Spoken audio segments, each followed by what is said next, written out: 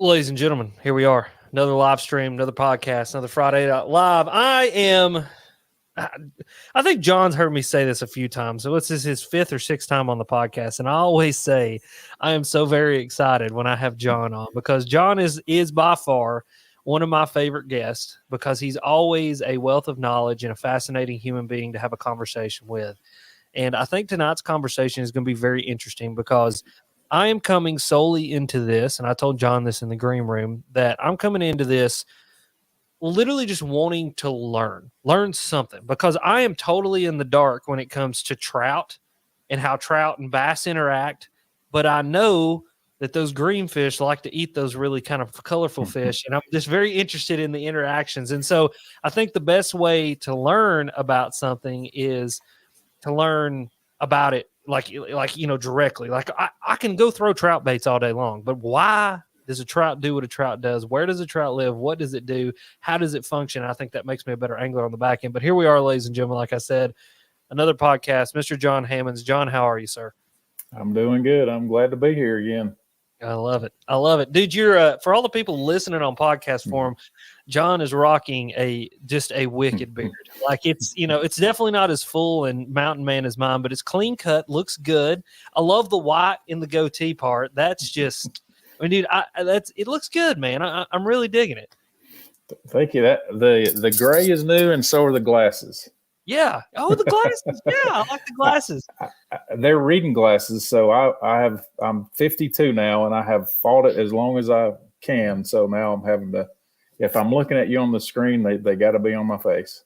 I love it. Well, hey, it is what it is. My dad did that. He had about 95 pairs of reading glasses, and he had them all over the place. And so like every time he got out of my boat, he would leave a pair behind, but then somehow magically have another pair with him. And he would always he would be like, he'd be sitting there trying to tie something. He'd go, "Getting old sucks," and just keep on tying on it. You know what I mean? So yeah, yes, you look distinguished, man. You look You look like, I don't know, maybe you've read like 10 more books since I saw you. You're like smarter than the last time I talked to you. I don't know. That's probably not true. Hey, there's no telling. But no, so tonight on the podcast, we were talking about this, John. We're going to kind of talk about trout. I've been doing a little bit of trout fishing. I'm fascinated by trout. But the thing that I think fascinates me most about them is their intermingling and interaction with bass. And so we're going to eventually get there, but I kind of want to start with the trout themselves and just learn some stuff about trout that I don't know, because, I know a bunch of useless facts about bass, and we could probably sit here and have a pretty good high level conversation about bass. A lot of it I've learned from you, big words that I feel fancy when I say them. But when it comes to a trout, I have zero idea about the fish as a whole. So the first question I have is, like, what is a trout? What is the family, the classification? What makes it different from the sunfish family and bass and those kinds of fish? What makes them so different? Yeah, so they're very different, even down to their scales. Their scales are round. They're called cycloid scales. They're in the salmonid family, so that includes trout, salmon, and chars. So a char is like Dolly Varden, bull trout, even our native brook trout are a char. And those fish spawn in the fall, and then the trout and salmon spawn in the spring. So the only native trout, quote, we have in this part of the world on the eastern slope, anything that drains in the Mississippi River, basically, the only native trout would be, and the Atlantic drainages, the only native trout are the brook trout, and you have the Atlantic salmon as well. But so they're very different. And I think I've said this on here before, but if you look at the pectoral fins on a fish, where they're located along the body, the pelvic fins, the further back along the body, the more primitive of a fish they are. So if you look at a trout, the pelvic fins are further back along the body. So they're an older kind of fish. And their scales, again, are the cycloid scales. So that's an older scale as well. So the newer fish, like sunfish, have a different type of scale. And they're called ctenoid, starts with a C. So the C is silent. But anyway, they're just a completely different animal. Yeah, that's interesting. And I mean, obviously, you can tell that. I mean, anatomically, it's a very different thing. And even when you grab a hold of it as well, like that's the first thing I learned about a trout. Yeah. Well, thanks to the internet, don't grab them unless your hands are wet. I committed the cardinal sin on that one, which I do want to talk about that here in just a minute because it all kind of plays into something we were talking in the green room about the sensitivity of the fish. But anyway, so like, they're slimy, they're slick, they're just a completely different kind of creature. What makes them so? Like when you talk about those types of fish, one thing that is like a defining marker between two different kinds of kind of freshwater fish biology is you've got like cold water species and warm water species. And in those trout, char, salmon, they're all cold water species, if I'm not mistaken. Like, what exactly does that mean? And like, what does it do to them, like physically, to make them like, why does it have to be cold? And what is considered cold water? What does that mean? Yeah. So trout, for the most part here, or anywhere, I guess, but like rainbow trout, brook trout, and brown trout. Brown trout have the highest temperature tolerance, and then followed by rainbow, and then the last will be brook trout, or a lot of people call them speckled trout. Okay. And the physiology side of that, I don't know exactly what makes them not tolerate warm water. They don't. It can become lethal at about 70 degrees. At about 65 degrees, they start shutting down, and anything above 60, they're stressed. So they like 60 and below, and also high levels of oxygen. And those two are typically tied together. The colder the water, the more oxygen it'll hold. I think, you guys probably know that. So, but what makes them just have to have warm water, I really don't know. I'm sure there's a physiological process that can be explained, but I don't know exactly what that is. It's really interesting. So like when we think about a trout, like, I guess this is interesting. Like I'm thinking through this right now. Like, when it comes to like a bass, like you'll see bass and bluegill, they'll like sun and want to get warm. Like they want to warm up. Now both are cold-blooded technically. Yes. So like how you may not know the answer to this, but like how does a trout want to sun and get warm like a bass does in the kind of same ways that a bass does, or is it want to actively try to find cold water? Yeah. So any fish is going to find its preferred temperature and live there if at all possible. So a trout's preferred temperature is below 60. And I cannot remember. It's somewhere in the mid 50s they prefer. They can survive a lot colder and they can survive a lot warmer, but their best response to eating and that energy taken in, and it produces a calorie, and that calorie gets turned into energy and fat is somewhere in the mid 50s. Whereas like a smallmouth would be, I think it's somewhere around 68 or 70. Large. I should quit saying numbers because I can't remember, but it's a little warmer. So it's based on preferred temperature of any fish is that way. That's why, there's certain places where there was warm water effluent in the winter and it attracted like cool water fish, like let's say muskie or striped bass. Yeah. And you had that, they just packed on growth and they grew tremendous sizes. And that happened, around here, all the steam plants before they were offline. Yeah. That's interesting. So a muskie is considered a cold water species as well? So you have cold water, then you have cool water, then you have warm water. So cold water, obviously trout, grayling, some of the smelt. Cool water be like walleye, muskie, even smallmouth are considered cool water. And then your warm water, most of the other sunfish and largemouth bass. And like stuff like gars and all that, some of the non-game fish. So when you talk about the classification of like cold water, is that a type of body of water, or does it solely have to do with the temperature? Yeah, it's temperature. Just temperature related. I mean, now you couldn't expect a large trout, let's say, to live in a tiny stream. There's just not enough food to sustain it. But that's why brook trout do well around here, because they can live their life cycle within 5 inches. Their maximum growth in some of those streams. They can reproduce at 3 or 4 inches, grow to 5, and in a couple of years they die, and they could just carry that on for generations. Yeah. Now I went down the rabbit hole the other day on YouTube and was watching a guy trout fishing in the park with fly rod and catching brook trout that were not even as big as my hand, and like it was such a fascinating thing to see, because he was getting jacked up about him, and I'm like, that's a really small fish, my dude. But like he's catching them like out of these tiny little holes, and I'm just like, I can't even believe that thing is sitting there and living, which is just It's so cool. They are really cool fish.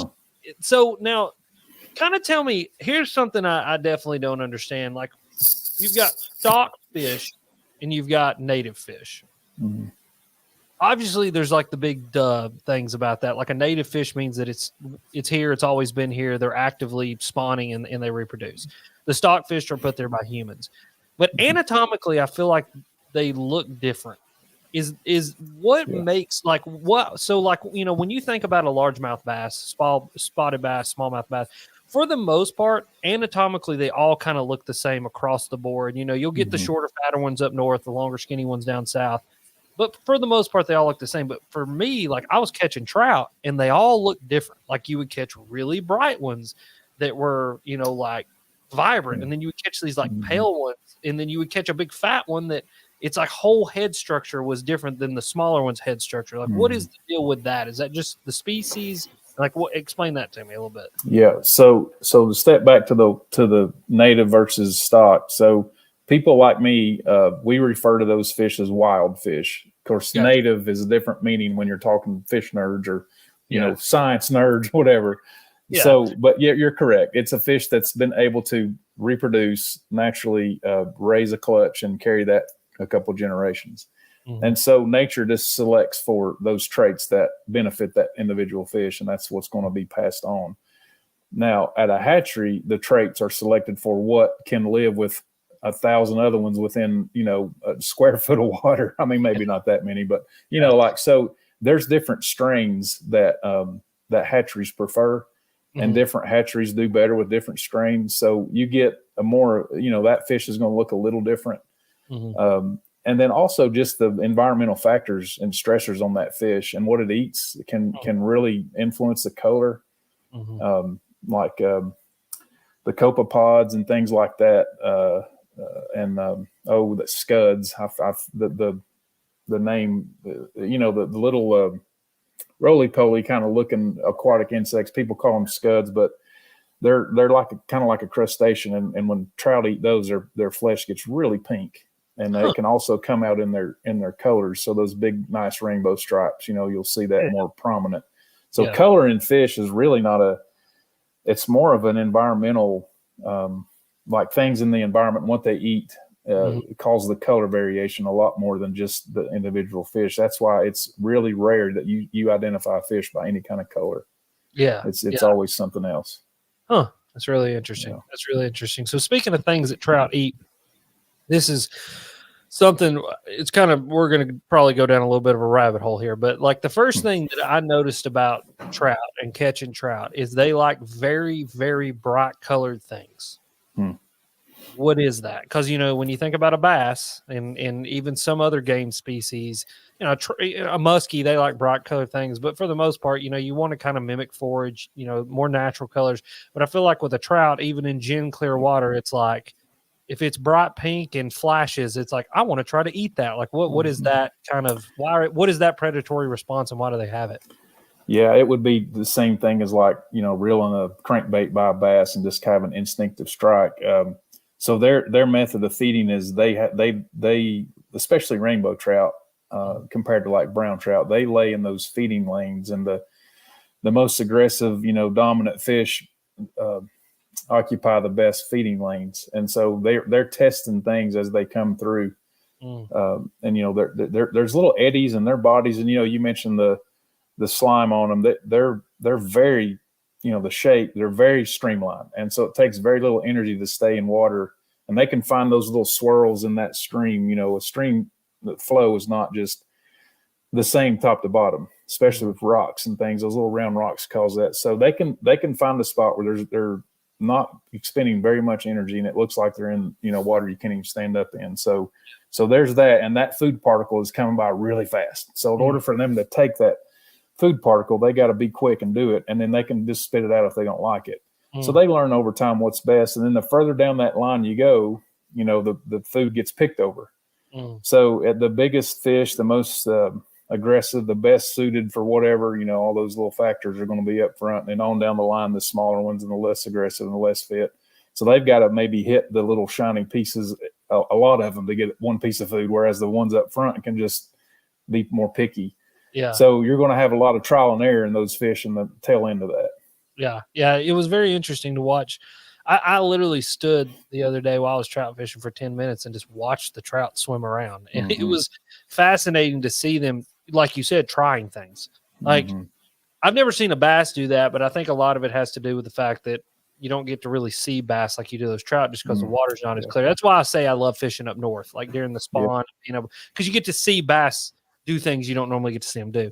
But those trout were fascinating in the fact, like, one would come up and like eat something off the top and then immediately not like it and just spit it right back out. And then he would go down and you'd see something else float by him. He'd kind of swim over to it and like he'd follow it. Nah, I don't really want that. And like you said, like zero effort. Like it was just, this water's flowing literally so hard I probably couldn't stand in it. Like it would exhaust me to stand in it for 5 minutes. And I mean, these boys were just kind of just sitting there doing their thing. But then when I started fishing for them, it was very fascinating to see how it was very, like, I had to hit a specific position and that bait had to, kind of flow down in there and follow that current just the right way. And if it didn't, it was literally the difference between a bite and hooking it, a bite and not hooking it, or them just not even giving a crap. Like, tap them literally in the nose with it and they're just like, man, I don't care. But if you slung it out in front of them just right, like, 5 inches, here they came and they wanted to eat it. And I love that because it was like I'm sitting there working this puzzle, like working a puzzle with a singular fish for 5 minutes, and then it eats and you're like, oh, that was cool. Like I figured that little puzzle out of that individual fish, and then you go on to the next one, that's quite fascinating. But so when you continuing down the food thing, one thing that I see a lot around here, the more I'm, kind of researching some trout fishing, obviously want to stay within, and I will say this, folks, if you're planning on doing some trout fishing, there's a lot more regulations around trout fishing than there is bass fishing. So make sure you got your trout stamp if you're in Tennessee or whatever you need in whatever state you're in, and just read the rules, because that's one thing I definitely sat down and read the rules before I went and did this, because I knew it was a little bit different. But a lot of the streams and creeks around here, no scents, no putties, no power bait, that kind of stuff. And they're very strict on that. Like, what is that and why is that? And then I kind of want to dive into like their sense of smell, because obviously power bait, it stinks. That's kind of the science behind it. But first of all, like, why are we so against, the power bait and all that stuff in some of these streams? Yeah. So the national park is one of the places that is very restricted on, lure type and all that. It has to be artificial, even no scent. And that's to keep, the setting up there as unaffected by settlement as possible, and keep the things as you would imagine them to be 400 or 500 years ago. So anything you bring in that's unnatural, they're, kind of don't want. And I know at one time, fish managers used to, trout are really easy to catch for the most part. They're unique because they typically bite all day long.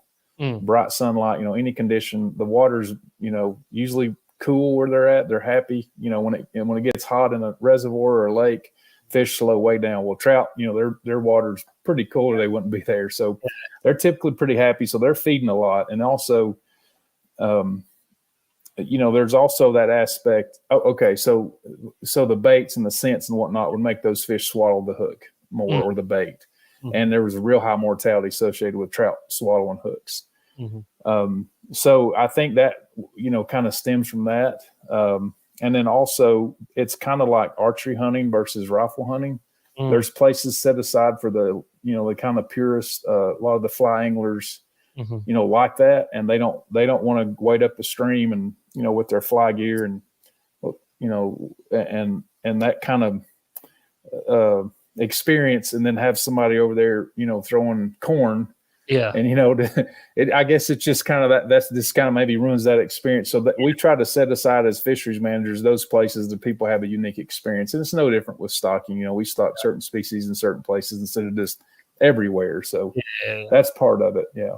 Yeah. Yeah. No, I get that. Yeah. I mean, there is something different about thwacking one with a bow than there is shooting one with a rifle. And I mean, I've not got a fly rod yet.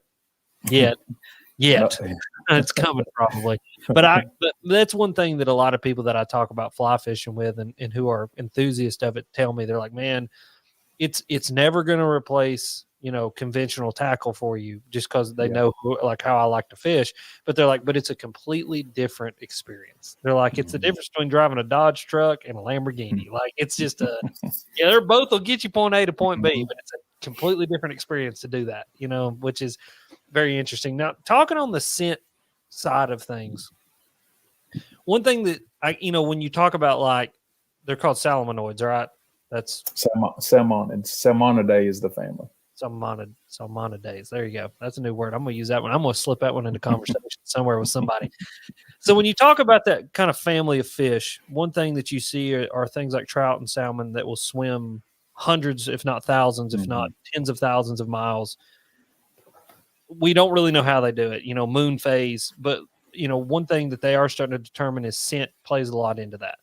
So when it comes to trout, are they really kind of driven by scent as a predatory instinct?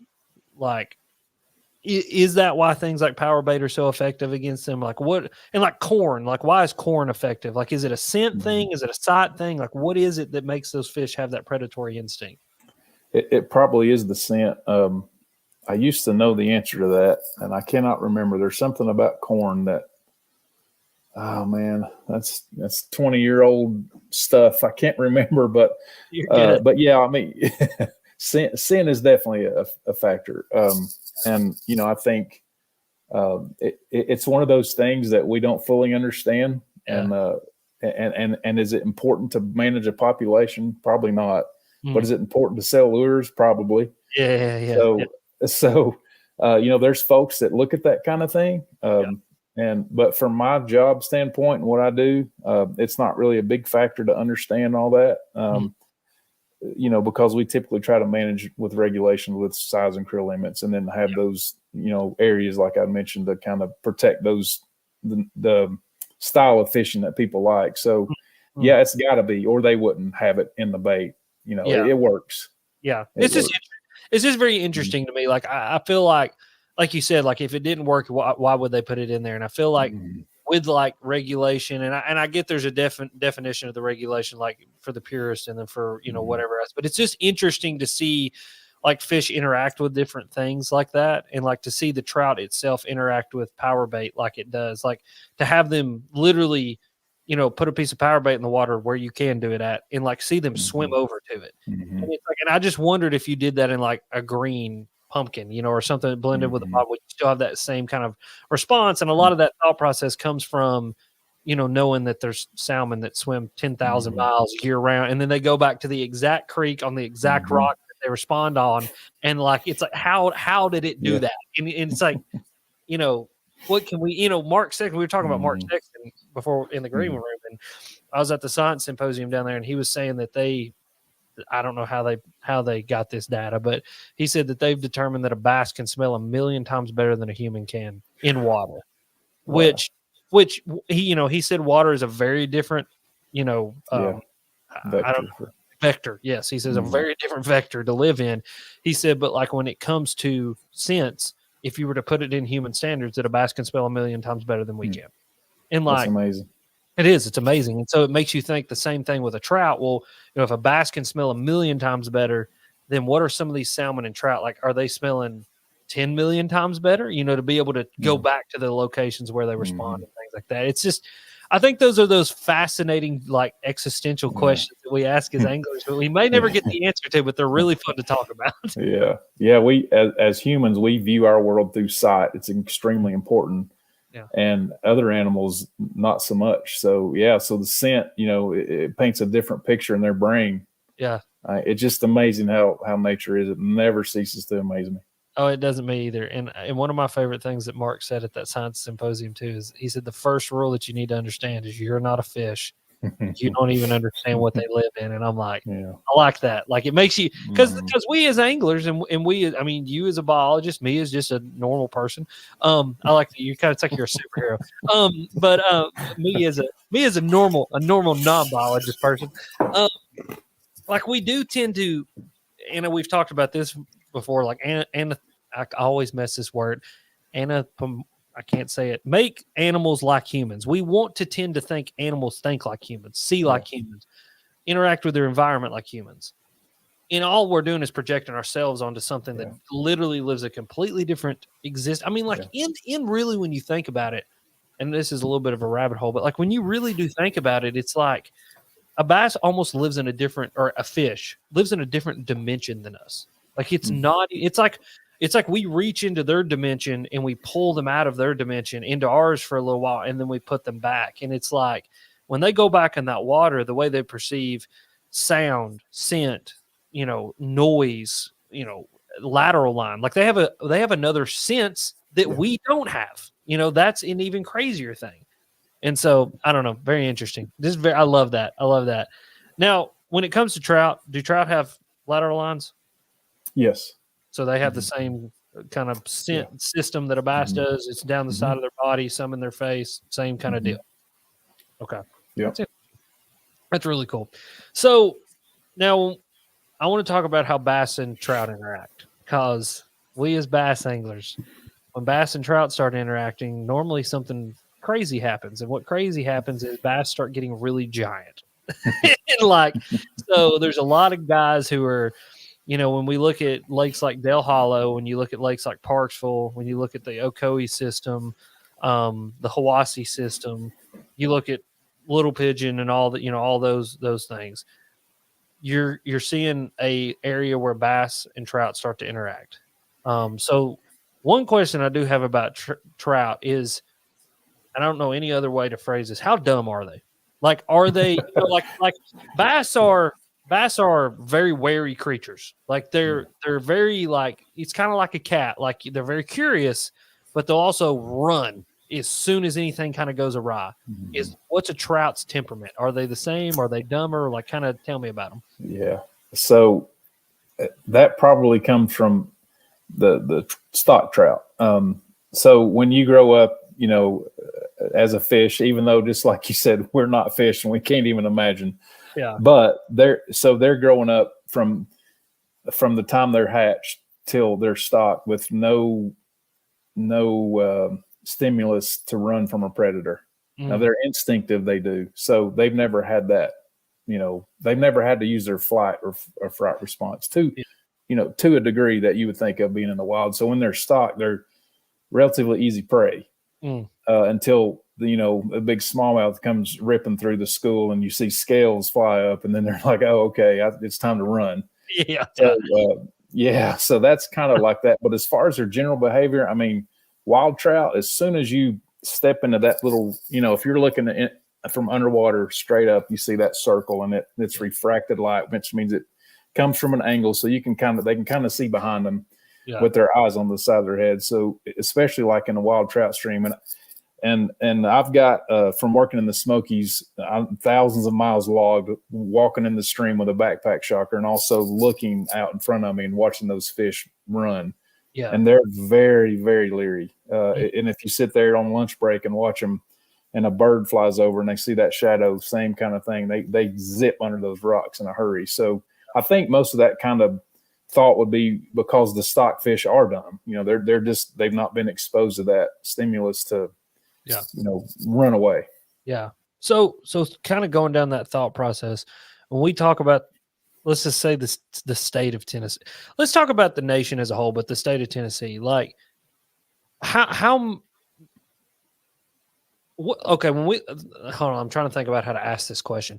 So like, how much of our trout are stocked? Like, because I know that's something you guys put a lot of effort into. Like, there's a lot of like effort put into, trout stocking in all of these rivers. Like, why is that? And like, how much, like when we think about population across the state as a whole, how many of those trout are actually stocked and not native trout? That's a great question. So it's kind of hard to get at, but just thinking through in Tennessee, so we have categories. We have wild trout streams where we do not stock and they sustain themselves. We have stocked trout streams, and some of those can sustain trout year round. Some of them can't. And then we have tailwaters. So the wild trout streams, obviously 100% are wild, zero stocking. The stocked trout streams, the further elevation, the higher the elevation, the further north you go, the more chances of a lot of those fish not being stocked. So a lot of those streams are stocked in the fall and winter and spring. In the summer, they're not. So there's no way for those trout to live through and reproduce. Mm-hmm. So that, and so what you'd have to do is you'd have to just come up with some sort of square feet estimate of how much of that water is versus wild trout water versus, and then the third category would be tailwater. Yeah. Now, some of the tailwaters we have actually do have self-sustaining trout populations, which is very rare. But Tennessee, we have that. And it's pretty neat. And we used to stock a lot of fish in those tailwaters. Yeah. And over time with TVA, TVA gets a lot of bad rap, but they worked really hard to improve the tailwater habitat in the tailwaters for everything. And the trout responded well.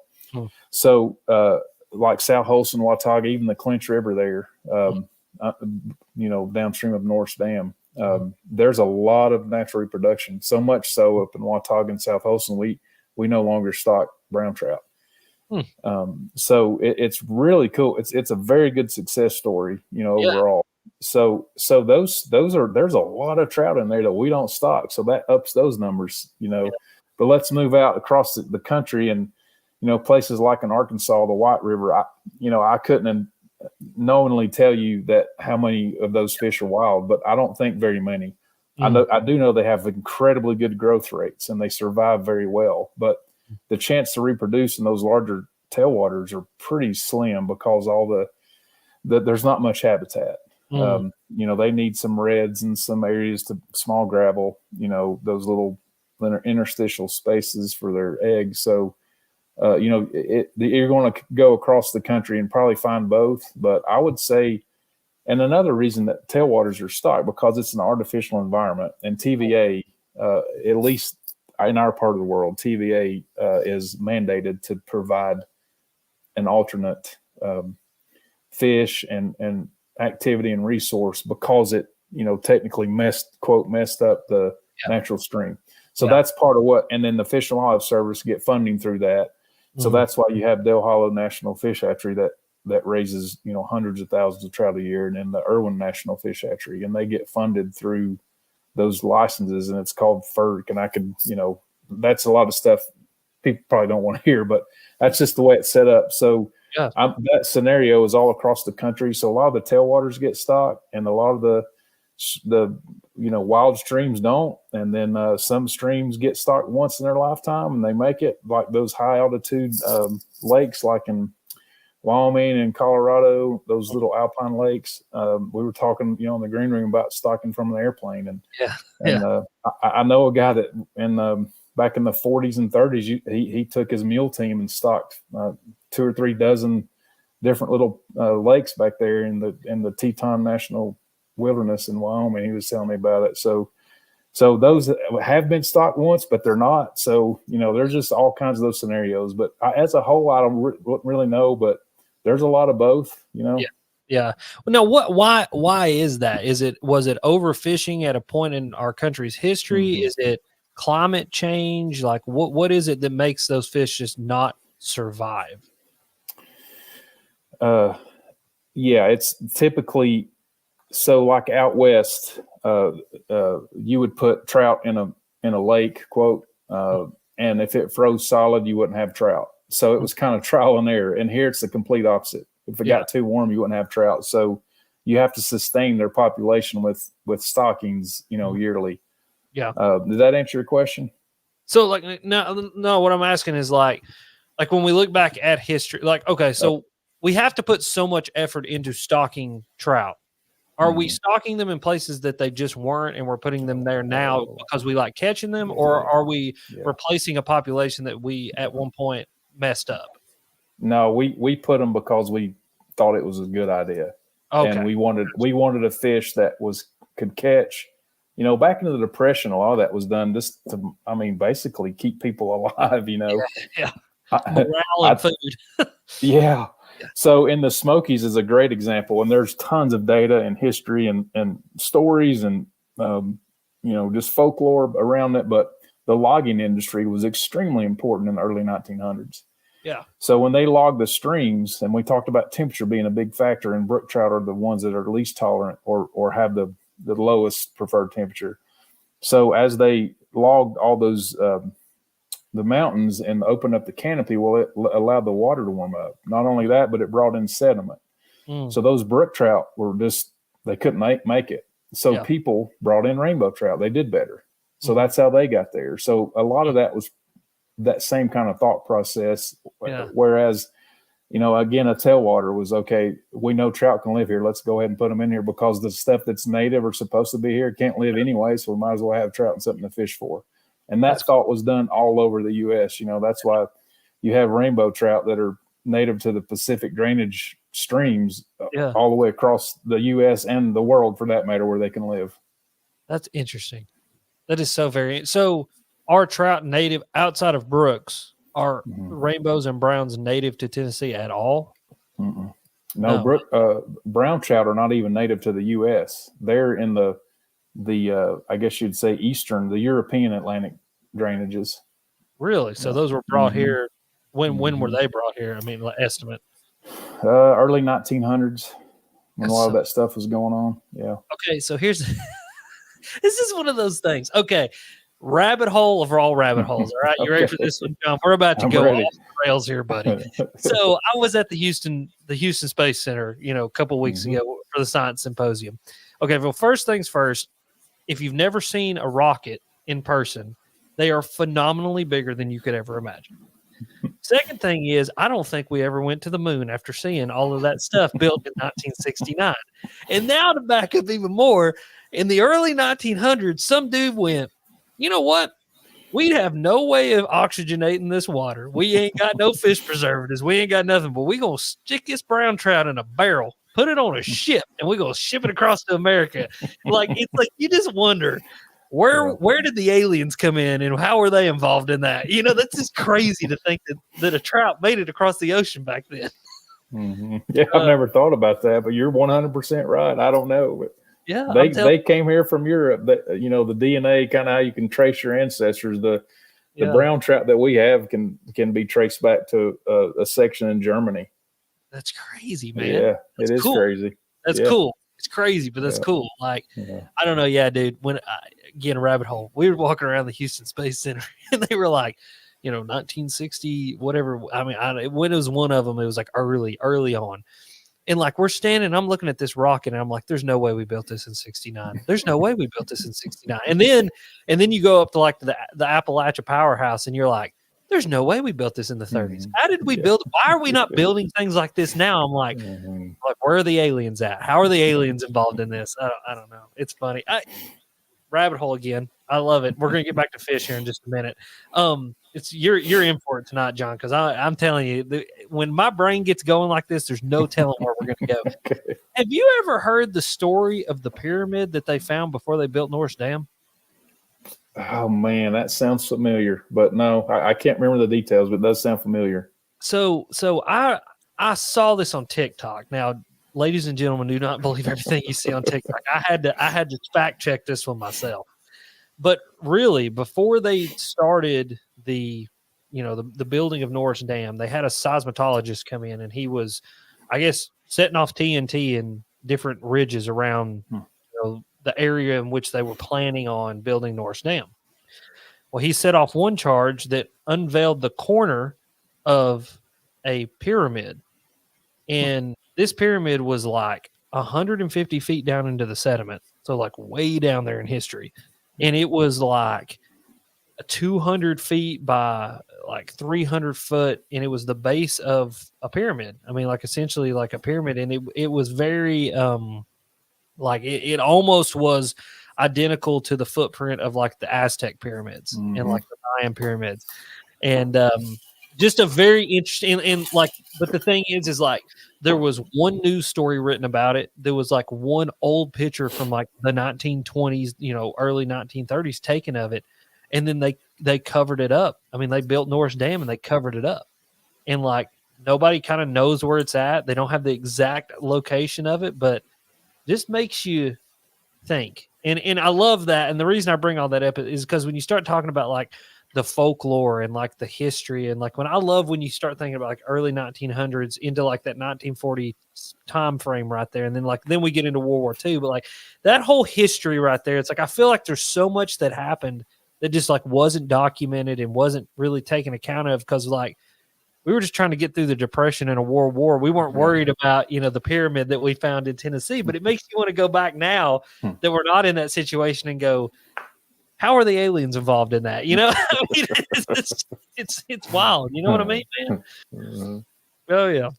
So we were talking about trout. I was going to ask you a really good question about a trout, but then we got talking about aliens and pyramids. What was I going to ask? Now I've gone and forgot. We talked about them being like below the dams. So so we essentially have stocked all the trout that live in Tennessee. Most of your brown trout came from Eastern Europe. Brook trout are the only natural trout that we have in Tennessee. Correct. So that means so from some point in history to now that fish evolved here from something else. Like when we go way back and we think about brook trout and like the history of the brook trout and all of that. So are there brook trout anywhere else in the nation, or are we the only place that has them? Or like, I guess the Appalachian mountain range. And what was that common, I guess, ancestor, common fish that the brook trout came from? Yeah. I mean, I don't know the answer to that specifically, but the first part of that question, anything that drains into the Mississippi or the Atlantic, the east of the Mississippi was where you find brook trout. And so I think the Arctic char, the not grayling, the bull trout, there's a couple. I should have looked this up before I got on the thing with you, but those style of fish are very similar. And how the differences in that, one of the main reasons is they spawn in the fall. So do brown trout, but they're related in that kind of behavior too, and some other things. But I'm sure all those derived from the common ancestor. But if you dig into brook trout more, there's a lot of genetics that's been done because we as managers have had to work to reclaim some of their native range. And so, I mentioned logging. Back in the 90s and even now still, but it was very prevalent in the 90s. All the coal that was burned from producing power across the Ohio Valley, the Tennessee Valley, settled out in the Smokies. And so when I was in college, I actually did a little research paper on this. So you could measure the acid in fog, and it was like 2, the pH was 2, which is like battery acid. Yeah. So it would literally like burn. Yeah. So that was obviously, going in the stream, and there's a lot of things that it causes. And one of it is like it leaches some of the nutrients out of the soil, and some of that's aluminum, and it becomes toxic to fish. There's all sorts of problems. So if you compare like the data that was collected in the Smokies in like the 1930s and how far a brook trout lived in the headwaters of a stream, well, those, when you compared it in the 90s, which was when I worked there in the early 2000s, then there were some pretty drastic changes. And then if you look at the bottom of those ranges, and where the rainbow trout weren't, back in the 30s, then looked at it in the 90s, well, that was a change in the opposite direction. So they were getting pinched, their range. So we worked to restore some of those areas where there was natural barriers. We removed the rainbow trout above it, and then, stock brook trout back. And so we moved those fish around. So when you do that, you got to make sure you're preserving the genetic integrity.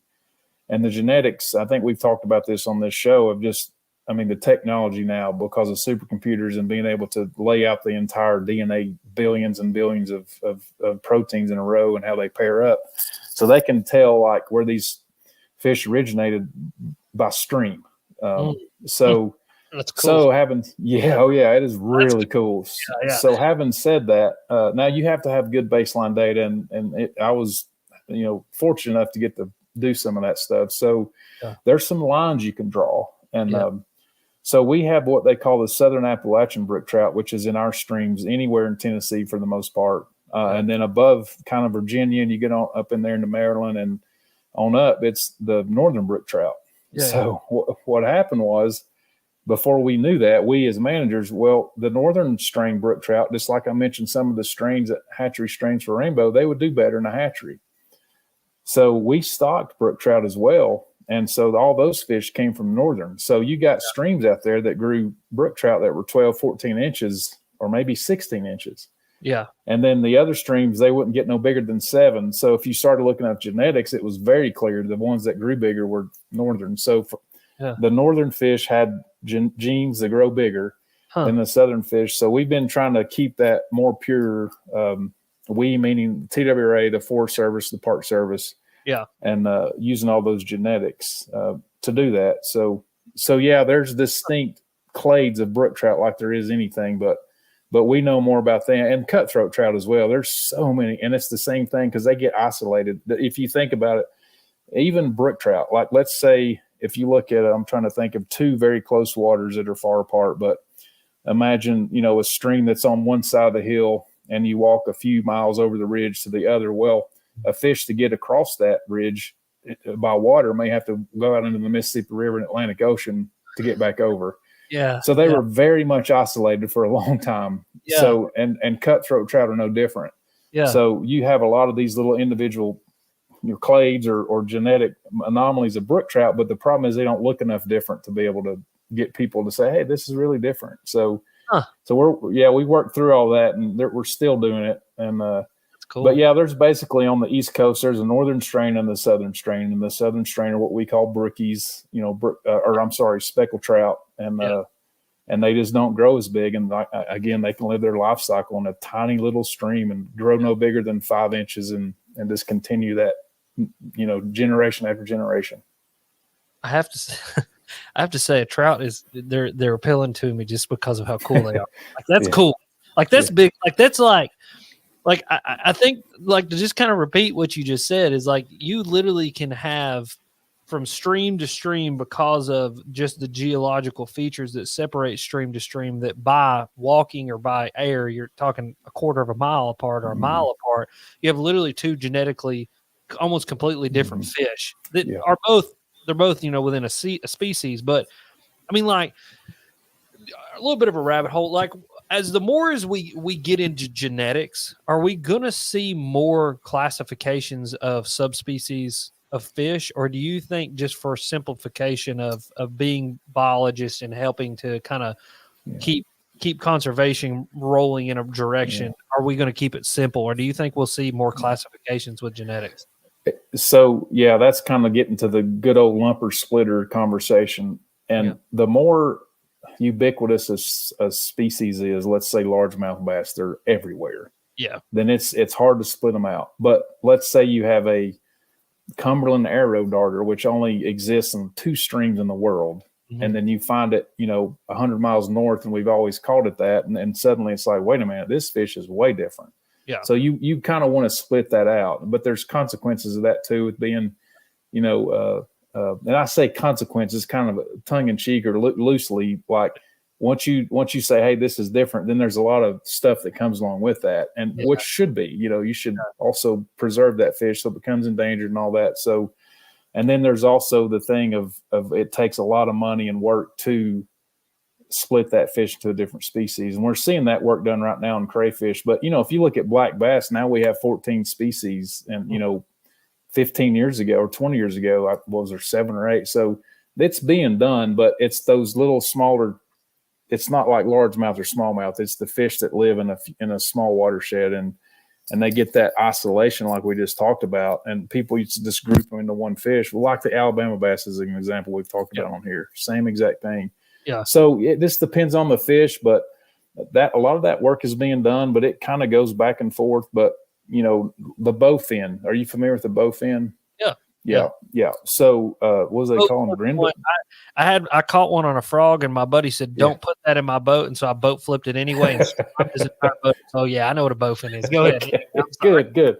A lot of people mistake them for snakeheads, but so so in the eastern U.S. you have the Continental Divide, and through North Carolina, all the water goes directly to the Atlantic Ocean.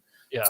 West of that goes through the Mississippi. So any bowfin that water drains into the Mississippi and the Gulf of Mexico is now a separate species than a bowfin where it drains directly into the Atlantic, even though they've always been the same fish. But there's enough differences that folks have noticed. So we're going to be finding stuff like that the more work is done on species, just because of that whole phenomenon of that kind of genetic isolation. And all the recognizable or sport fish or popular fish, most of that work has been done, but the non-game fish, like for example, bowfin, that'll still be happening. Yeah, and that going back to what you were talking about earlier is a truly ancient fish. Like that's as old as old. Oh yeah. Yeah, those are like dinosaurs. Yeah. Like that's interesting. That's really fascinating. I love that. I was telling you about this, and I'm actually going to have a guest on very soon that's doing a lot of work with AI supercomputers to not kind of get into genetics of things, but just more make the movement of fish and the tracking of fish much easier than shocking them and putting a tag in them. We're going to be able to take pictures of them and use AI to detect them. And I mean, man, this is a conversation I want to have with him, but I think that as we look into the future here, I think the next 5 years, the growth that we're going to see in the next 5 years is going to be the same amount of growth that we saw in the last 20 years. And then I think after that, it's just, I don't know where it goes, exponential. You know what I mean? And like, like you said, like when you said the supercomputer thing and, the strains of DNA, all I can think of is Jurassic Park when he says, and bingo, dino DNA. Like you know what I mean? With our supercomputers, we're reading millions of strands of DNA. Yeah. And then, then you see like the people up in Siberia that are trying to clone the mammoths and they say, we're going to have one this year. And I'm just like, we got a movie about that. It didn't work out good. Let's not do that. You know what I mean? But no, that's extremely fast. I mean, that really is, John. I mean, like that's extremely fascinating to me to just think the genetic differences of these fish that you could have essentially two subspecies a quarter mile apart from each other. You know what I mean? That is just to really think about, I always kind of get this. I know there's a thought that always comes into my mind about like how nature interacts with itself and how nature acts when we're not part of it. You know what I mean? Yeah. And like Steve Ranella said it once, he said there's places that he goes that it's like it never changes. He looks in an area and there's deer there. And when he goes back 15 years later, there's still deer there. It's a different set of deer, but it's like the same kind of this thing. They're doing life, and like, I don't know, when you extrapolate that out to think about these brook trout that have been there to just think about the life and the world that's going on around them. And like, they've just been there and they've reproduced and they've lived their life and they did their little 2-year cycle and they made more babies and they just continue to grow. And, it didn't matter what happened. We dropped bombs on Japan. We went to war. Teslas and everything else and those brook trout, I just love that. I love that kind of thought process, but it's just really, really cool. All right. So let's talk about, well, actually, no, I have one more question. I guess just a clarification. So trout do spawn in the fall. They don't spawn in the spring. So rainbow trout, and then all your salmon spawning, they're spring spawners. Gotcha. And then the chars, which are brook trout, and all the ones I mentioned, like the Dolly Varden bull trout, those are fall spawners. Yeah. And the brown trout are fall spawners as well. Okay, that's interesting. So I'm guessing their eggs are hardy. I mean, they can survive. I mean, how long does it take for the egg to mature, get to a point where then they pop out into little baby trout? And like, I guess they're really hardy, like because your fall to winter, you're going to have fingerlings that could be potentially living in freezing water. Like they're super hardy. They've developed that strategy, and I mean, who knows why? It seems to make more sense that it would be in the springtime, but they do hatch in the fall and they survive the winter as tiny little trout. And if you look at the insect population, and you probably have read some of this, they shed their exoskeleton, and in each stage is called a was going to say it, instar. Yeah. So in the winter and early spring, the instars are tiny, so it would be more fit. You would think maybe the little tiny trout would eat those tiny insects and have more, be able to grow on them. So that could be part of the thought, but I mean, that's just a theory. But they do. They spawn in the fall and they hatch their eggs in November, and then they're tiny babies until the spring. And what's funny is in the early spring, when you go out and collect these brook trout and rainbow trout that are living in the same spot, the brook trout are bigger. Yeah. And then by July or August, the rainbow trout are bigger. So they somehow have, and that seems to be the case with the Indian invasive or non-native. They just, when you put them where they don't belong, it's like, oh, this is cool. I can do better here. And it's like, why? What's wrong with you?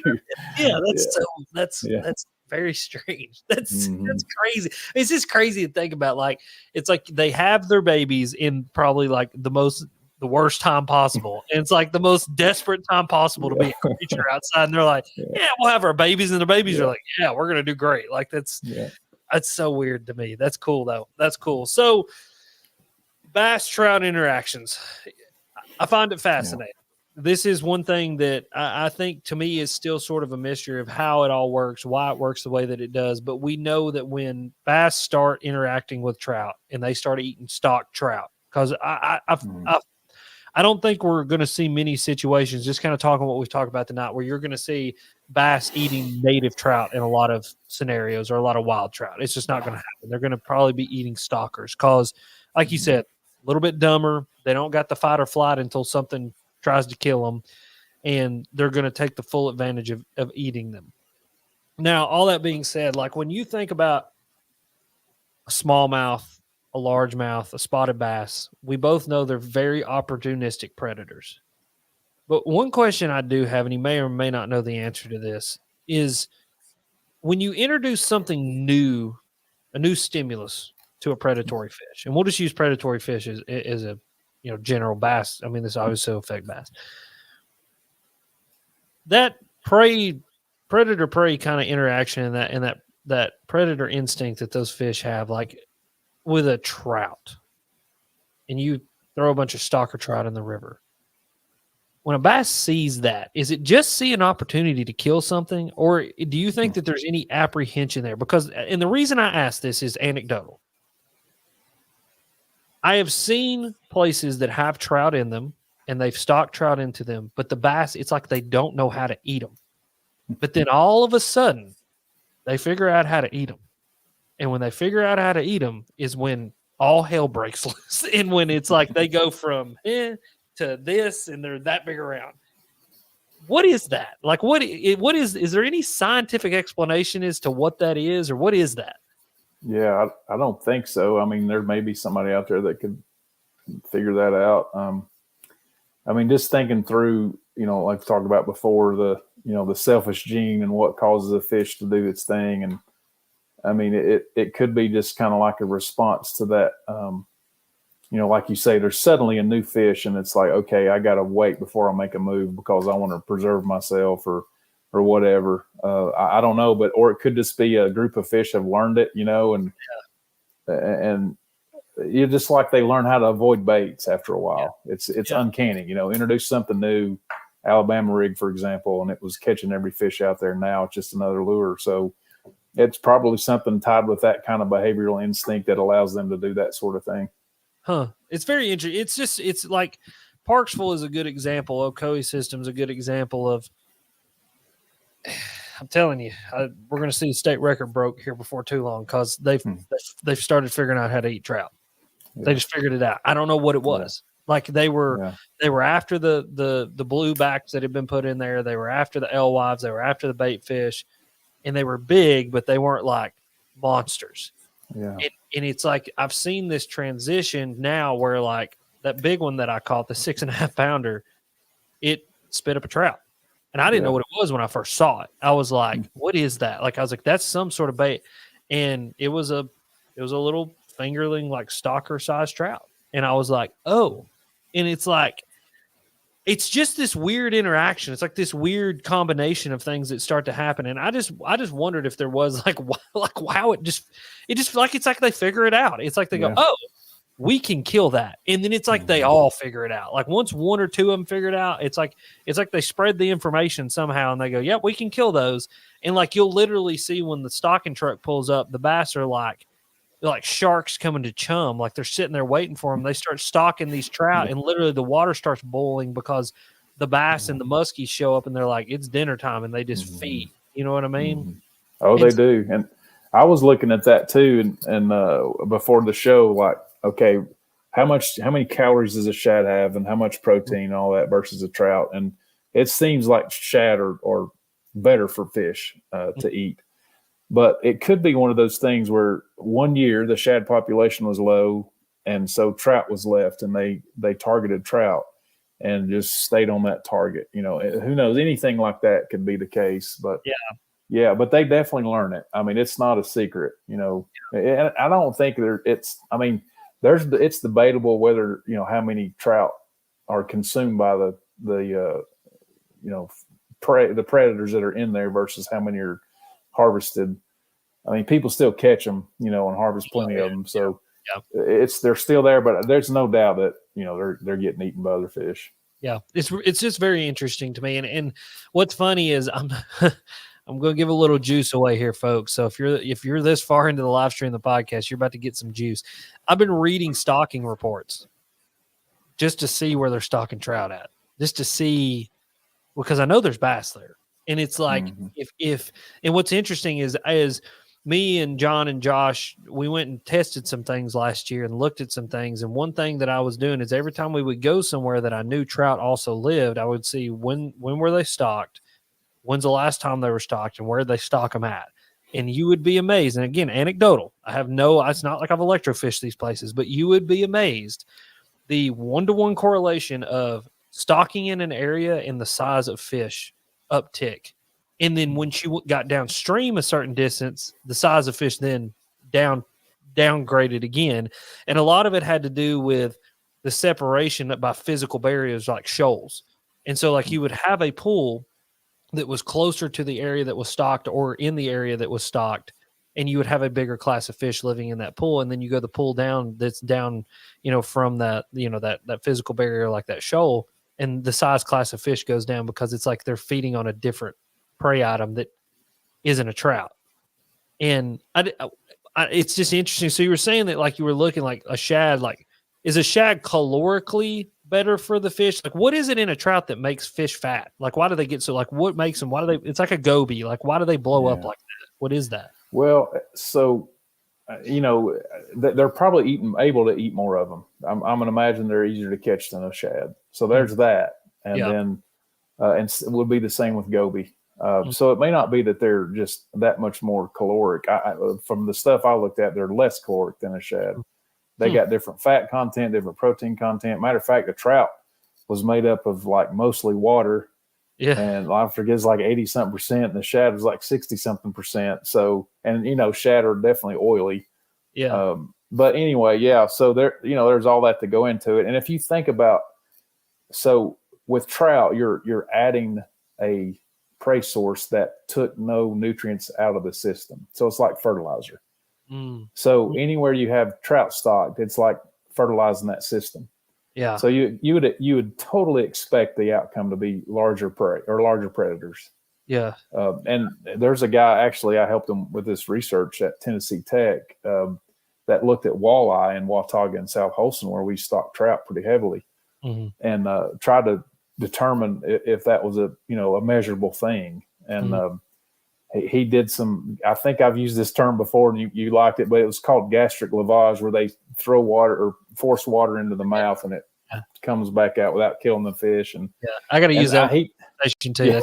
Yeah. That's write that down. Yeah. So instead of throwing up, you're just So, but he looked at like a couple of days post stocking in a week or so, and I think the results were pretty. It wasn't like definite, like great correlation, but there was some evidence there that walleye obviously eat trout, and the quicker, the sooner, or the closer to the stocking date, the more trout they're going to have in their stomach, which is that's just kind of intuitive.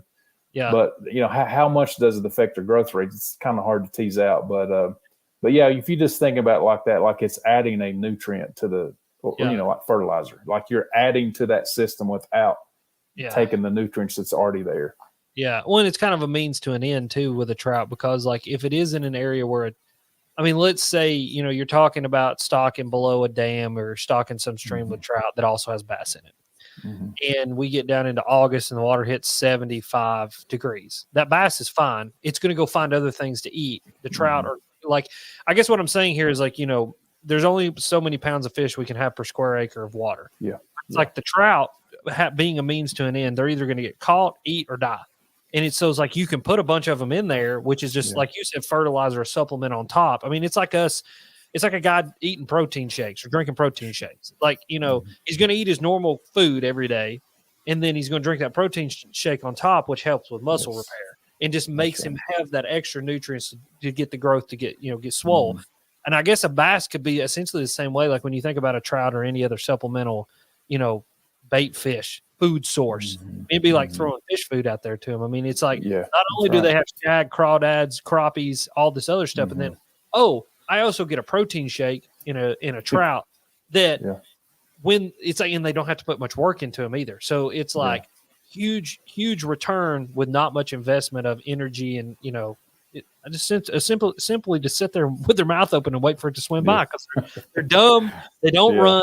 They just smoke them and they eat them. It's just like a goby when you really think about it. Yeah, probably. Because goby can't get away. I mean, they glide. And they glide across, and like literally they go, and that's it. It's nothing for a smallmouth bass to go, you're mine. You're mine. So that's interesting. Yeah, it's just something. Again, it's something I've been looking into and just kind of seeing that predator-prey interaction. And that really actually gives me a great explanation as to kind of it kind of puts a little bit of, I wouldn't say a proof because, again, this is all anecdotal, but it is kind of, you've seen it with some of the studies you guys have done. It's just supplemental. Like they literally, it's like you're supplementing the bass. And, when in any situation where you supplement any sort of creature, animal, even ourselves, you're going to see that extra little something out of them. And with a spotted bass or a smallmouth bass or a largemouth bass, I mean, that's when you see them go from 6-7 pound class range to 8-9 pound class range. And all it literally was they were just able to supplement themselves in a way that we didn't know they were supplementing themselves. That's very interesting. I love that. That's cool. That's so cool. That's so cool. Yeah, so I don't know. I think the more that I go into 2024, I'm going to explore trout even more and more, John, because they fascinate me. They're a very cool fish that is, I don't know. I mean, I just don't even know what to think about them. Like, they're just cool. Like, it's just something different. The way that they interact with their environment, being able to see them swim around or lack thereof, because that was actually kind of crazy. I was fishing, and there was a fellow angler there, and he goes, "You see him sitting right there?" And I was like, "Nope." And he's like, "Look right there." And I'm like, I'm sitting, I got the best polar, I got my Fenors on, best polarized glasses you can buy. I'm like, still don't see him. He's like, "You see that rock?" And I was like, "Yeah." He goes, "You see that little bit of just like a movement right behind that rock?" And I'm like, "Yeah." And I was like, he's like, "That's a trout." And then after that, I was like, "Oh, I know what a trout looks like." And there was literally 15 trout sitting right in front of me, and I didn't see a single one of them. You know what I mean? Yeah. Which is just fascinating. I love that. It's so cool. Now, one question I do want to ask you, kind of getting back to the trout, now that we've kind of explored the bass interaction with the trout, I got a few more questions about that. But one I want to kind of circumvent and go back around to is I did get to see some trout stocked. And fascinating process, I do have to say. Old boy filled 3 netfuls up of trout and tossed them literally 25, 30 feet down a sheer, just like bluff wall right into the river. And I go, "What's the mortality rate on that?" And he said, man, like I'll have 2 or 3 die out of 300 pounds of fish. And I'm like, that's crazy. Why are people so sensitive with trout? Like, why do we wet our hands? Why do we not touch them? But then we also toss them out of a net into a river. Like, what is that? I don't understand. So it probably comes from, they're very sensitive to oxygen and like a bass, you can take to a weigh-in and put in a bag and, it's okay for a while, but a trout, you put him in a bag and I mean, it's pretty quick. He's going to be belly up. So that could be part of it. It's just related to that oxygen. But as far as the fish being tough, you can ask our hatchery drivers when they haul a batch of trout, as long as the oxygen is good and the temperature is good, man, those things, you can't kill them hardly. But you haul a batch of striped bass, walleye, anything, and if something just gets a little out of whack, it's like the whole tank dies. And their trout are very tough, and that's why they're easy to raise. And they're hundreds of millions of them a year raised across the country for just a different source of fishing and attract different anglers. Yeah. So they're tough, and I think I said already, but they stock them out of airplanes, and they're bouncing off the wings and hitting the water and go back and catch them. So obviously it works, but they're tough fish, and there's videos out there of people stalking them from bridges and just they're bouncing off the rocks, and 10 minutes later they're catching them. It's like they're tough. They're it's kind of like pen raised quail, like their whole purpose is to be shot. So trout that are stocked, their whole purpose is to survive stocking and be caught, right? So people have figured it out. There's strains that they there's a handful of strains that do well in different hatchery settings, and those have just been propagated and just over and over and over until, been selected by people to, kind of like breeding purebred dogs. Like, it's like, oh, these are the trout that do very well in this setting. And so, yeah, they're tough.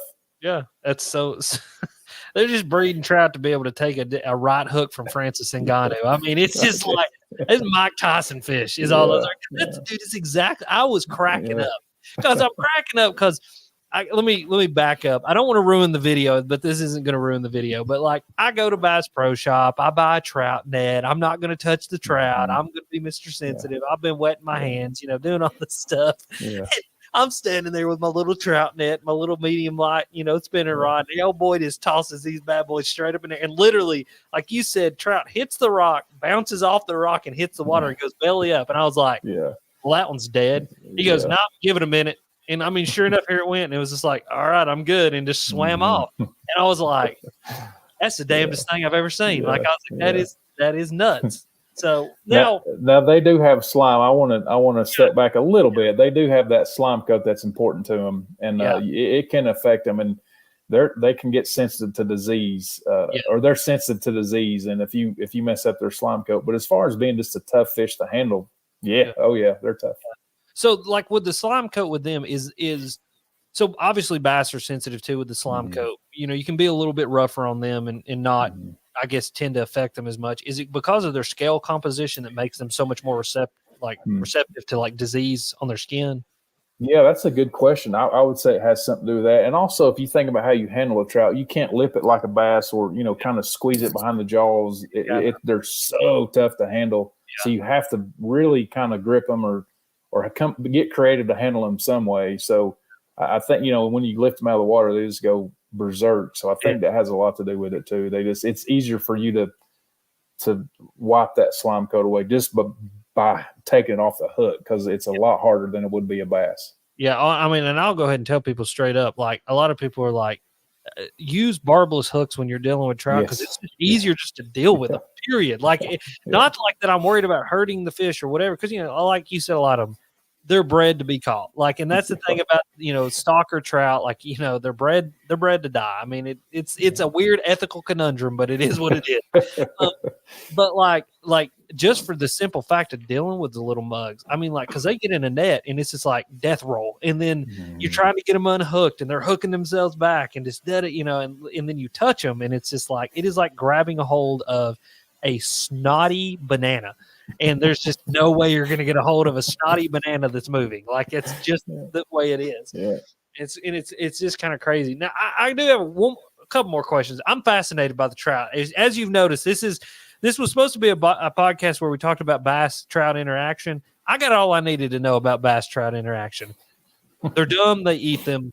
I'm going to go throw glide baits and things that look like trout. I'm going to go catch bass that eat trout and hopefully catch a state record one day. It'll be great. But now, like trout, as far as like size, I have seen pictures of rainbow trout that are, I mean, they're freaking 50 inches long. I've seen them 10 inches long. What's the limit? Because, like a largemouth, 15, 16 pounds, you're talking about a true blue once in a lifetime fish. But I feel like with trout, like, it's like I can't figure out what the big ones are and what's small, what's big. Like, what's the deal with that?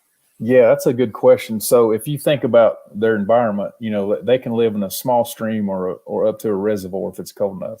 Yeah. So it's kind of like the same thing. I'm thinking about a fish in an aquarium. They just grow to their environment. Mm-hmm. And if they get too big, they'll die in a creek. That's why brook trout can survive those little streams. So you can take a wild trout, let's say that's 2 years old, and in a wild stream, and then 2 years, and it's 8 inches, and 3 years later it's 11 inches, and then a year later it's dead. Well, that same fish, if you started it in a lake, like South Holston or Watauga or any reservoir or lake that has cold water, and it had all the shad it wanted, well, that fish could get 15 pounds or 10 pounds and be 25 inches or 30 inches. So it's with trout, it's extremely based on their environment and the food source. When we did some research with lake trout, and the growth rate and I think it was rainbow as well, actually. And the growth rate was higher once they were stocked than they were in the hatchery. Huh. So yeah, so they're very efficient at capturing prey. Yeah, And they phenomenal growth rates in reservoirs around here, or around this part of the world. And so so it all depends on their environment and what they're eating. If they're eating insects, and swimming in a current like we described, and tasting these little bits and pieces, they're using a lot of energy. Yeah. Even though they're growing, they're still using more energy than if they were in a reservoir where they could not fight the current and eat shad all day long. And that's the thing, like with trout. Once they switch to piscivorous diet, their growth rates just go through the roof. And rainbow will do that. Brown trout almost always do that. Once they reach about, I think, 8 or 10 inches, they really prefer other fish. And if they're in a stream with plenty of prey, I mean, you see those giant brown trout. Yeah, and that's why they're eating. Yeah, the next natural question was primarily when you're talking about, fingerling to 8-10 inches, they're eating bugs, they're eating little crustaceans, they're eating, hellgrammites, those crawdads, those types of things. And then once they get a certain size, that's when they switch over to bait fish. And when they switch over to bait fish, it's kind of like a bass. It's Katie bar to the door. Yes. It's as much as they can fit in their mouth. Yeah. And then they just keep growing. Their growth rate doesn't slow as much as a bass. And that's just the difference between species of fish, like anything. I mean, they don't typically live as long as bass, but their growth rate continues to be pretty good year to year. So they're kind of more exponential in growth, where bass kind of hit a size and then it's got to be some exceptional things happen for a bass to get 15 pounds, where a rainbow trout or a trout in general could go this to this, this to this in 1 year, but then if they hit the right kind of bait, they go to that in another kind of deal. Yeah.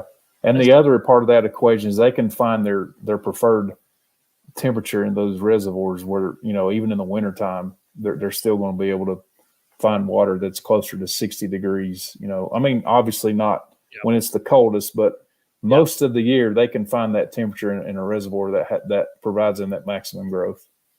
That is fascinating. Yeah, that's actually really, really cool, because I've heard nightmarish stories about I say nightmarish, I mean nightmarish in like a good way, like a boo scare, like a movie, of guys going way up in the Hiwassee somewhere and catching like 35 to 40 inch brown trout on topwater jointed rat baits.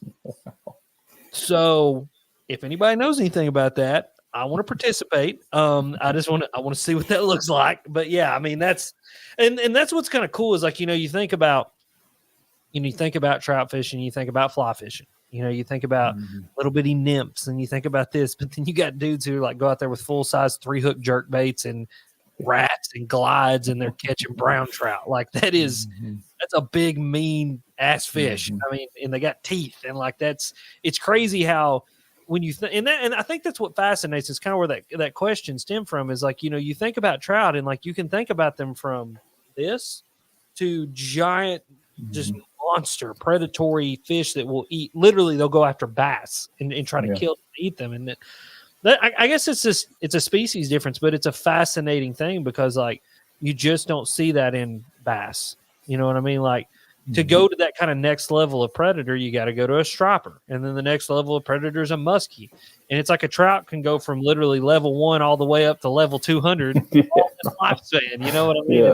Yeah, it's got more levels. That's a good way to say it. A bass might have 20 levels, and the trout has 200 levels. Yeah, that's so cool. That is so cool. That's awesome.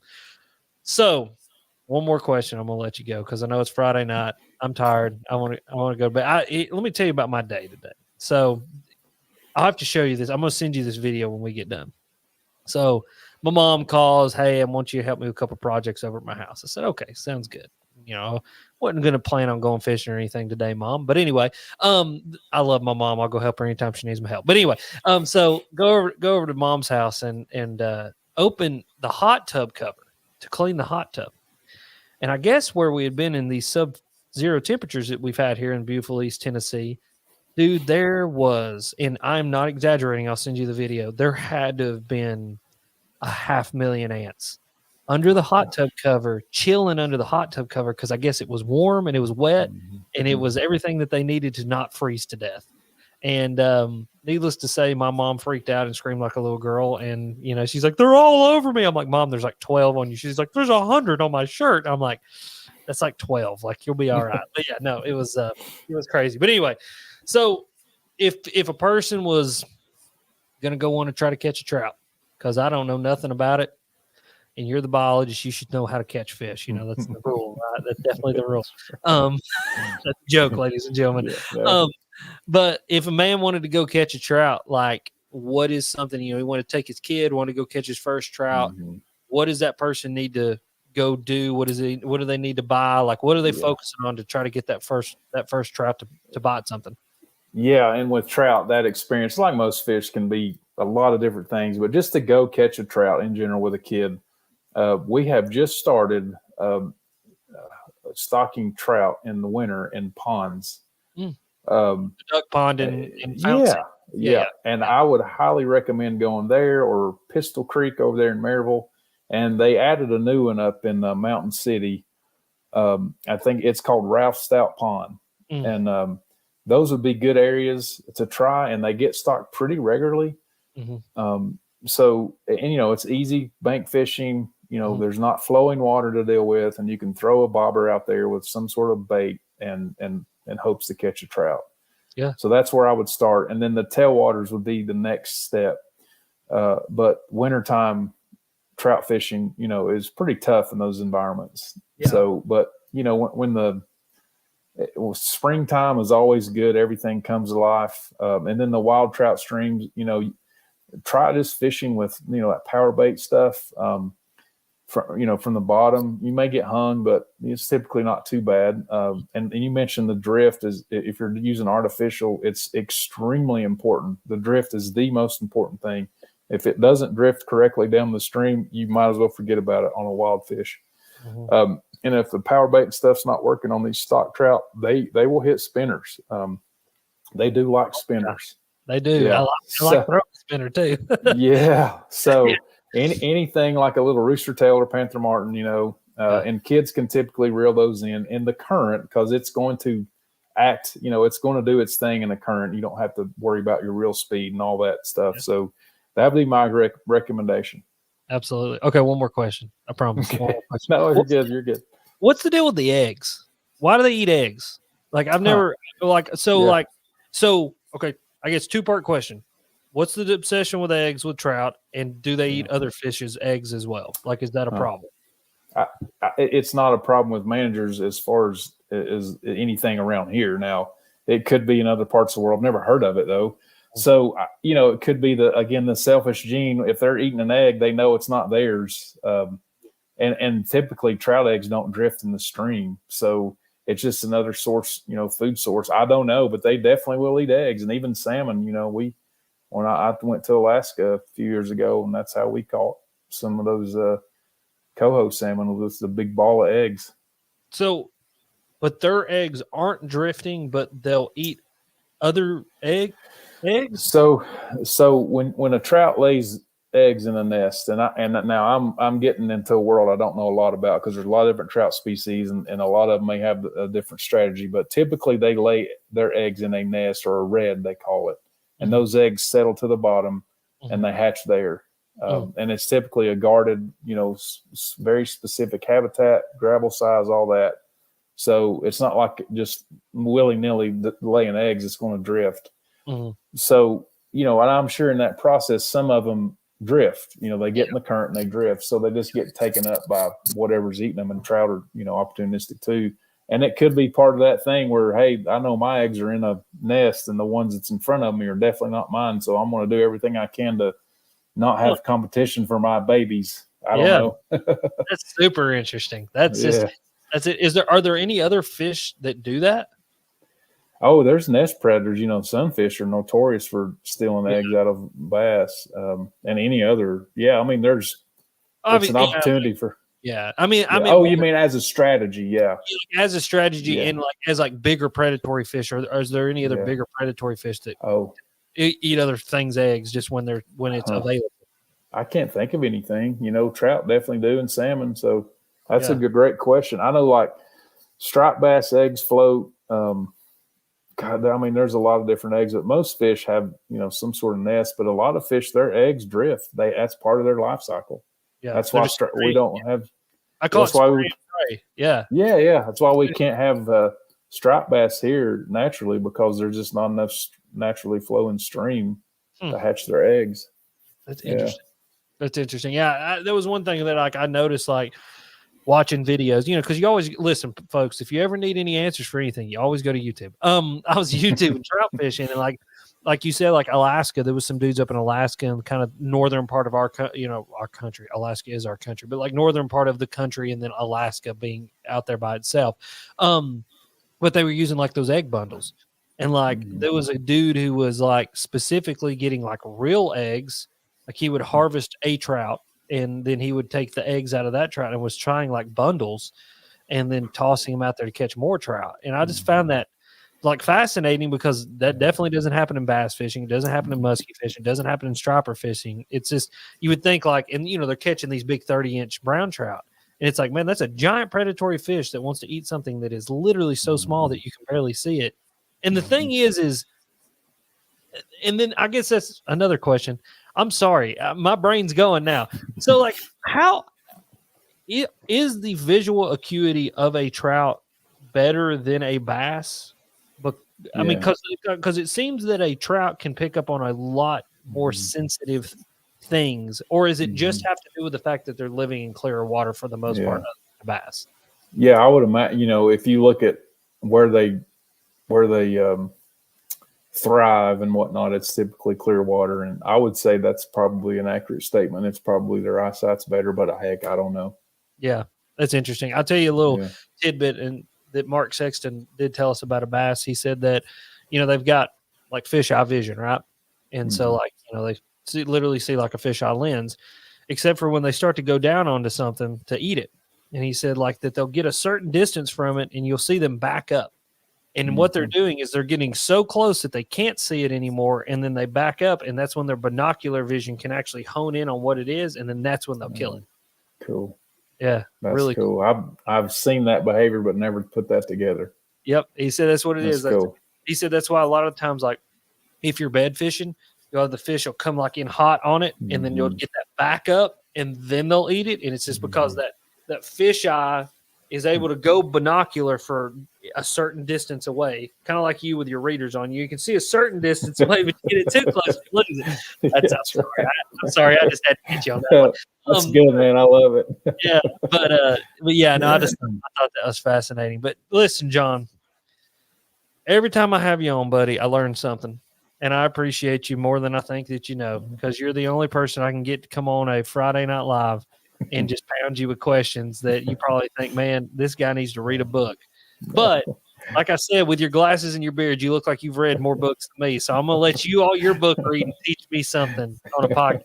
And I appreciate it, buddy. Oh yeah, no, looks can be deceiving. I was telling somebody the other day, they were asking me questions like, "Oh, I'm sorry." Like, look, this is why I do what I do for a living. Like, if I love it. It's not a problem. I can talk about fish stuff all day, and I have a teacher's heart. I love telling things that people are interested to hear it. So I definitely appreciate you allowing me to have that chance to do that. And and I say it, I'll say it again. I've said it before, but I don't. Everybody that listens to your podcast that buys a license, I really genuinely appreciate that. Without you guys, I wouldn't be here, and I don't try not to lose sight of that. Sometimes it becomes a job, but I do appreciate you guys going out there and supporting what we do by buying a license and just liking to go fishing, just having that good time and getting that experience. That means a lot to me, and I appreciate everybody that does that. Yep. Oh man, listen, we appreciate you being willing to come over here and share the knowledge, man. I think that I think it's a special relationship that we've built here, because it's one of those things that a lot of people, when they think about state agencies, they think about DNR. it's a bad taste. That's the guy who comes and takes away or checks my license or whatever. But I think these interactions where we can sit down here with a guy like you who spent a lifetime gathering knowledge about fish, and we can have cool conversations to show that that appreciation right there. You appreciate the fact that we go out buy a license, because that is the North American model of conservation. That's the Tennessee model of conservation. Like if we aren't buying license, and if we aren't going above and beyond as anglers to take care of things, then we don't have what we have here. And I mentioned that in the videos that I made while I was trout fishing. It has gave me a whole new appreciation for the amount of work that goes into sustaining that resource that is trout fishing. Because like you said, it's not a native species. We brought them here and we put them here because we thought they were cool. But now that they're here, people enjoy them, and it's a lot of work to keep it that way. And it's such a cool resource to be a part of. And I think that there's a level of appreciation that goes both ways here. Is you guys putting in all that work and doing cool stuff, and then you appreciating us buying licenses and doing everything. I get that plastic card every year. I love that little plastic card. I don't need it because I got it on my phone. Yeah. I got the plastic card because I'm like, what kind of card are they going to have this year? You know what I mean? I think this year I got the raccoon sleeping in a tree. Oh, okay. Yeah, I was like, I like that little raccoon sleeping in that tree. I almost went with turkeys, but I thought raccoon sleeping in a tree was a little bit better. But yeah. Sure. Well, John, again, man, I appreciate you very, very much. People want to reach out to you, you can go on the TWRA website. You'll find his email. You can send him random questions. I gave everybody permission to go do that. I'm sorry if you get 500 emails. It's okay. I'll get to them. Yeah, you'll get eventually. Maybe just stock all of them up. That'd be actually a good podcast show. Email John all of your questions, and then we'll come back on here and we'll answer them. Yeah. Be really patient and wait for the answer to get okay. Yeah. Just make sure you let me know you're from the podcast, and I would love to do that. Yeah. I think that would actually be fun. Just put Rusty Shackelford in the memo line. Okay. You don't know who he is, but you need to relive. All right, ladies and gentlemen, I appreciate you, John. Ladies and gentlemen, I appreciate you guys for listening. And as always, you guys are sweet, and we will see you next week.